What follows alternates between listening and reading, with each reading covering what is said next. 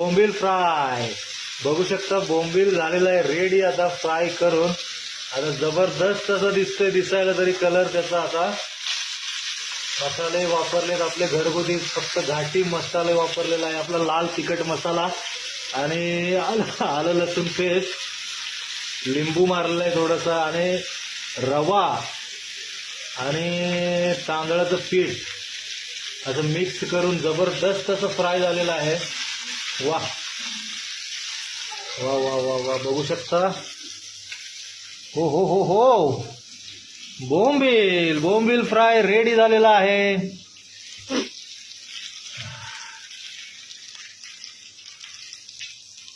थेट सुरशीने बोंबील फ्राय केले. थेट जबरदस्त असे कुरकुरीत सुरसुरीत असे बोंबील झालेत.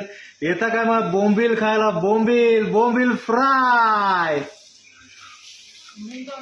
वा, जबरदस्त असे बोंबील फ्राय झालेले आहेत. अतिशय सुंदर अशी चव झालेली बोंबील फ्रायची. येतं का बोंबील बोंबील खायला? बोंबील जबरदस्त असे बोंबील झालेले आहेत. वा,